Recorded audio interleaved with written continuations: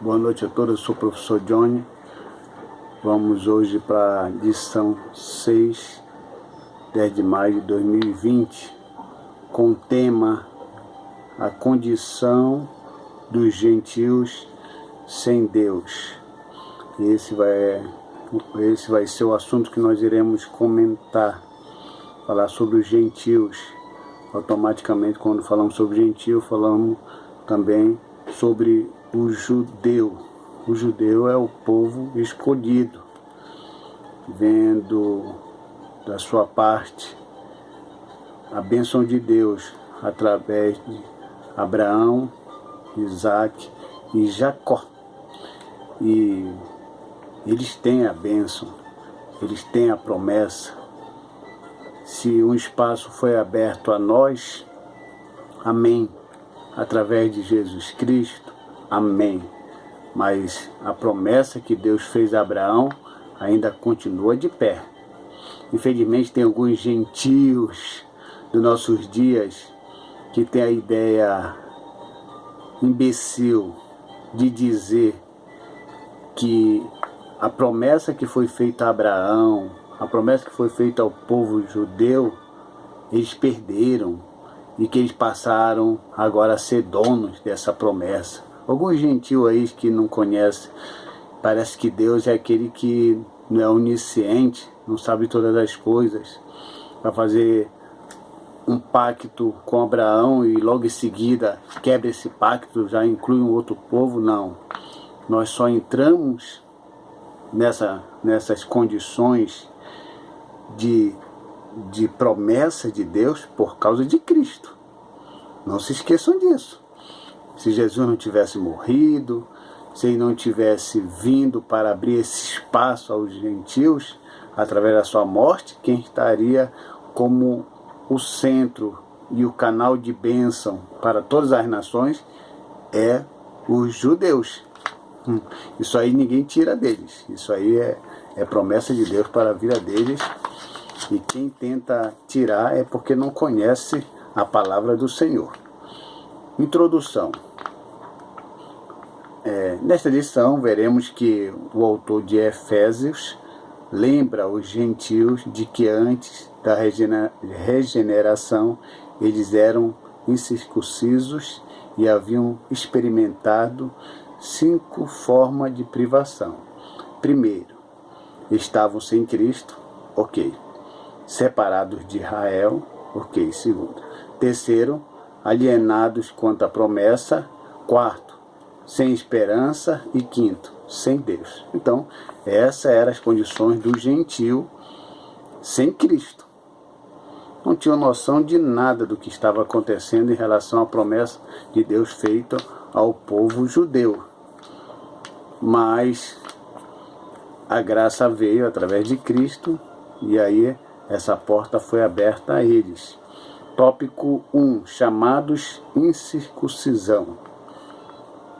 Os gentios eram desprezados pelos judeus e identificados como incircuncisos. Ok. Judeu era um povo, uma nação, que eu posso assim me expressar, e gentio era todo aquele que não era judeu. Ok.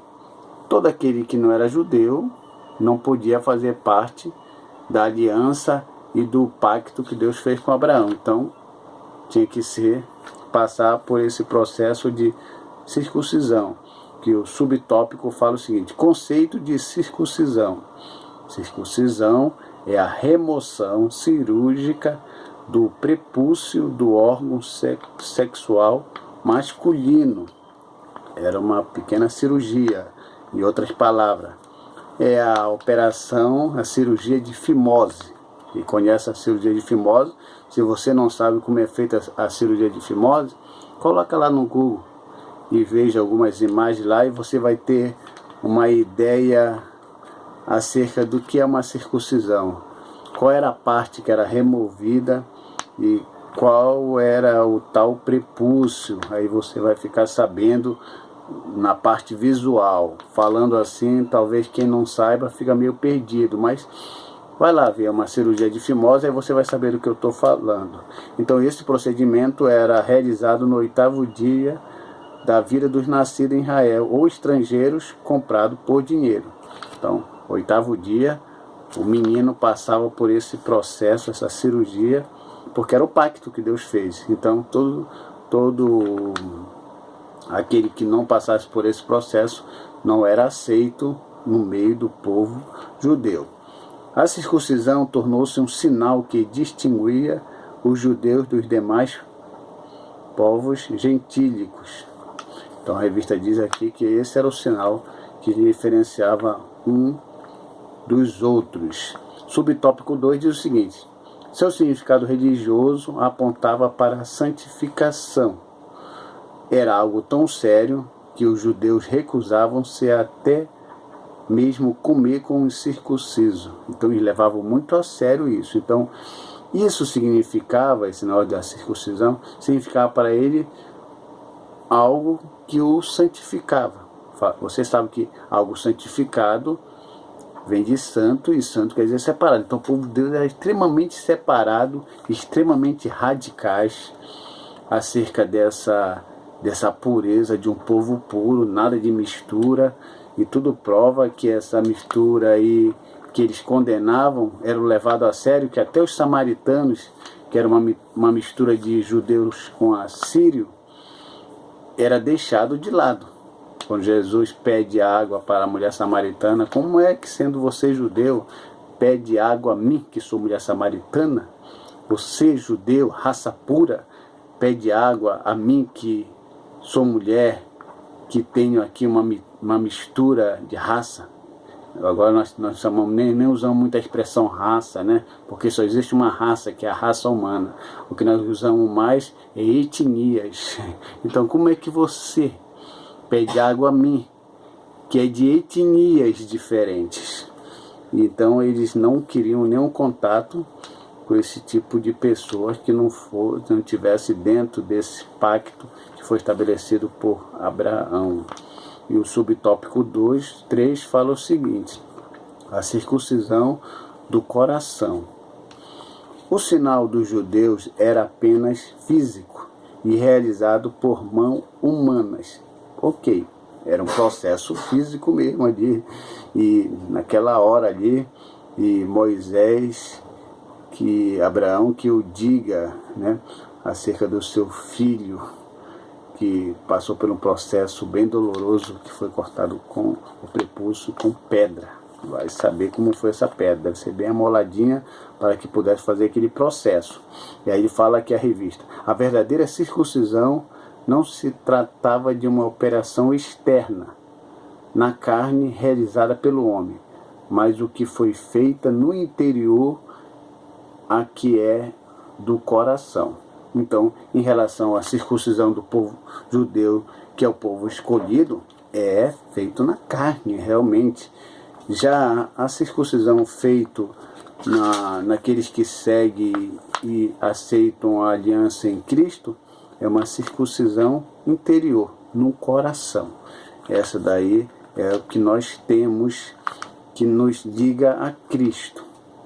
E fala mais aqui: assim, em Cristo, o sinal de que pertence a Deus não é a circuncisão nem a incircuncisão, mas sim o ser uma nova criatura. Então já está dizendo tudo. Se igual a Cristo, incircuncisão ou circuncisão, se for algo mesmo para ser feito ali, humanamente falando, para nós isso aí de nada vale.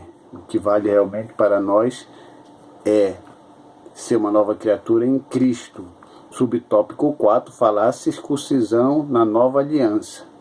Aí fala que em Antioquia a questão ganhou muita dimensão, provocou um intenso debate e culminou na convocação de um primeiro concílio da igreja em Jerusalém.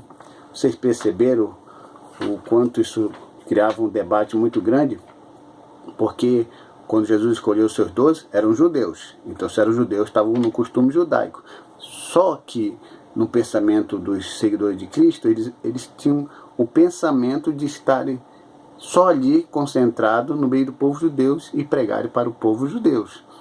Ele não tinha essa ideia de sair, porque como Israel era o centro, era o canal de bênção para as nações que tinham que vir para Israel, atrás dessa bênção, e vinham realmente para Jerusalém para serem abençoados, outras nações. Só que Jesus muda tudo isso. E foi um choque para os seguidores de Jesus, porque Jesus, em vez de dizer, vocês ficam aqui para que os outros sejam abençoados atrás de vocês, Jesus falava, ide por todo mundo e pregar o meu evangelho a toda criatura. Isso era extremamente uma mensagem nova na cabeça dos seguidores, enquanto que o povo judeu era o canal de bênção, as pessoas que tinham que vir para ser abençoados, mas em Cristo eles deveriam ir para pregar o evangelho. Então mudou tudo. Isso aí realmente mexeu com a cabeça dele. E a Antioquia, para quem não sabe, lá se encontra em Atos, capítulo 11, versículo 26, que lá pela primeira vez eles foram chamados de cristãos, porque até então não era, foi lá em Antioquia, pela primeira vez eles foram chamados de cristão. Então lá em Jerusalém houve esse debate, e aí porque quiseram guiar pelo Espírito Santo e abriram mão que realmente eles, no caso de quem não era judeu, poderia até viver nessa condição de não passar pela circuncisão, mas só que eles fizeram alguns pedidos aqui para essas pessoas que não tinham costume judaico de passar pela circuncisão, que eles deveriam o quê? Se afastar de coisas sacrificadas aos ídolos, não comer carne de animal sufocada, nem bem como de sangue, né? E nem ter relações ilícitas. Isso aí você vai encontrar em Atos, capítulo 15, versículo 28 e 29. Essas eram as colocações que deveriam ser, que eles deveriam obedecer. E aqui o autor bota aqui um texto bem interessante. A circuncisão somos nós, que servimos a Deus no Espírito e nos gloriamos em Jesus Cristo, e não confiamos na carne. Então nós, pela graça de Jesus, não precisamos passar por essa cirurgia para mostrar que estamos ligados a Cristo. Tópico 2.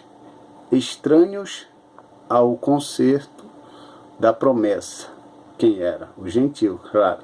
Os gentios, segundo se diz que os judeus são descendentes de Sem.